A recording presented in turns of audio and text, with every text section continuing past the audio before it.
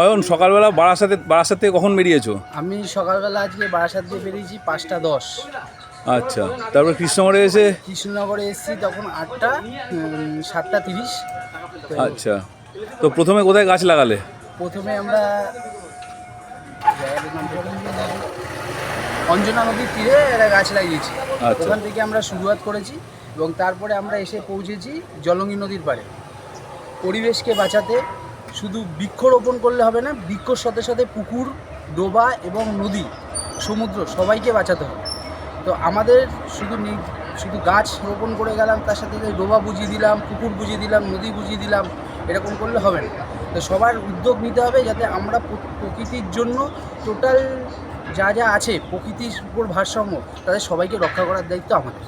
ঠিক আছে। জলঙ্গি নদীর সমস্যা সম্বন্ধে তুমি কি জানো মোটামুটি? জলঙ্গি নদী হলো কৃষ্ণনগরের বুক থেকে যে নদীটা গেছে, শাখা নদী, সেটা জলঙ্গি নদী। এবং এই নদীটা এনএইচ হওয়ার কারণে বুঝিয়ে দিচ্ছিল।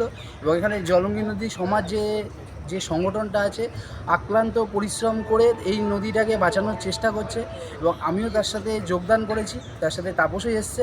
আমরা এই নদীর পাশ ধরে বৃক্ষরোপণ করছি যাতে জীববৈচিত্র্য আবার ফিরে আসে। আচ্ছা, তোমার তো কোনো সংগঠন নেই, তুমি তো একাই কাজ করো।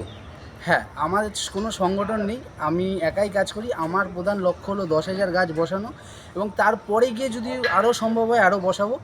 আর সাথে সাথে আমরা এই যারা প্রকৃত সমাজসেবক সংগঠনগুলো আছে তার সাথেও বসাই। এরকম আজকে জলঙ্গি নদীর সাথে এসে আমি বসিয়েছি এবং জলঙ্গি নদীর সারা মানে অসম্ভব সারা। আমি এতদিন যে 2 বছর ধরে গাছ বসাচ্ছি, সব থেকে মানে আমি আজকে খুব আনন্দিত যে আজকে আমার সাথে এতগুলো মানুষ এসে এই যুদ্ধে অংশগ্রহণ করেছে। ধন্যবাদ। আজকে সকালে অনেকে নেই, বিকেল হলে আরও প্রচুর মানুষজন হতো। তুমি অত দূর থেকে বারাসাত থেকে এসে আমাদের সঙ্গে হাত লাগিয়েছো। আমাদের গাছ লাগানো, বৃক্ষরোপণ এইসব নিয়ে কোনো অভিজ্ঞতা ছিল না, তোমার থেকে আমরা অনেক কিছু শিখলাম। তোমাকে অনেক ধন্যবাদ। তাপস, তোমাকে অনেক ধন্যবাদ।